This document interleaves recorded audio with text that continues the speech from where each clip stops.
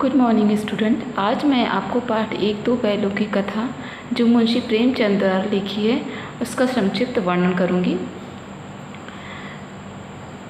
प्रेमचंद जी का जन्म 1880 में बनारस के लम्ही गांव में हुआ था।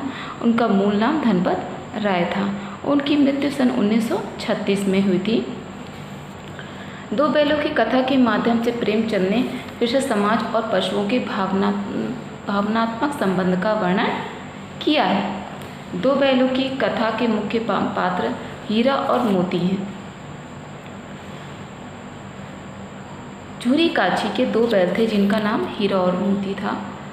दोनों ही पछाई जाति के थे। झूरी उन्हें दिन भर बहुत प्यार करता और उन्हें खाना खिलाता रहता था और उनकी सेवा करता रहता था। हीरा और मोती दोनों में बहुत ही प्रेम था। वे दोनों ही नाद में एक साथ मुंह डालते और एक साथ निकालते थे। एक दिन झूरी की स्त्री का भाई गया दोनों बैलों को अपने साथ ले जाता है।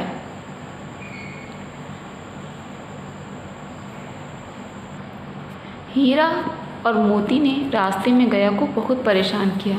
वह दोनों दाएं और बाएं भागने लगे। घर जाकर गया ने उन दोनों को चारा दिया। दोनों ने उसे खाया तक भी नहीं। दोनों ने रात में खूंटे से अपनी रस्सियां तोड़कर भागना चाहा और आखिरकार वे इसमें सफल रहे और वे रस्सियां तोड़कर झूरी के घर पहुंच गए। झूरी उन्हें देखकर बहुत ही प्रसन्न होता है, परंतु उसकी स्त्री उससे नाराज होकर खली आदि खाने को नहीं देती। कुछ दिन बाद गया फिर से आया और दोनों को गाड़ी से बांधकर ले जाने लगा। तब मोती गाड़ी को गड्ढे में गिराने लगा, पर हीरा ने गाड़ी को संभाल लिया और गाड़ी नहीं गिरने दी। अब गया उनसे बहुत ज़्यादा काम लेने लगा। उनको सूखा चारा खाने को देता और मोटी रस्सी से बांध देता। गया के घर एक छोटी लड़की भी थी जो उसे रात को रोटी खाने को देती। तब वे दोनों बैल खुश हो जाते।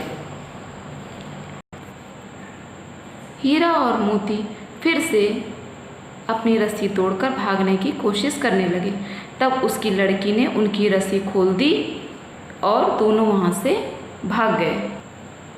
गया उनके पीछे पीछे दौड़ा पर उन्हें पकड़ नहीं पाया। हीरा और मोती को रास्ते में एक सांड मिला।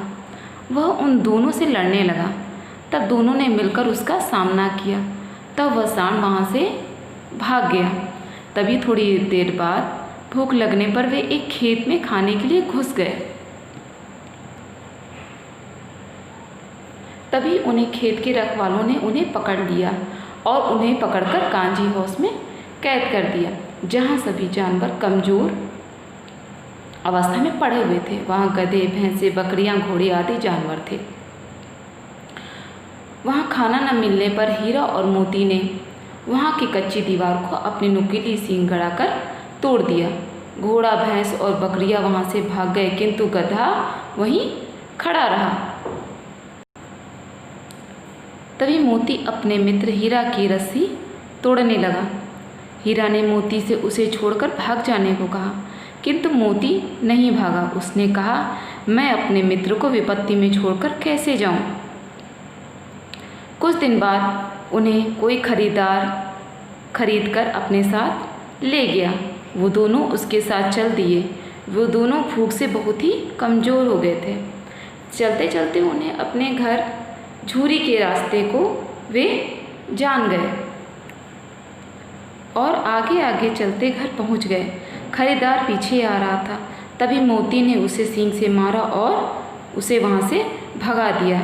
झूरी की पत्नी हीरा और मोती के माथे को चूम लिया। अब यहीं पर यह कथा समाप्त हो जाती है।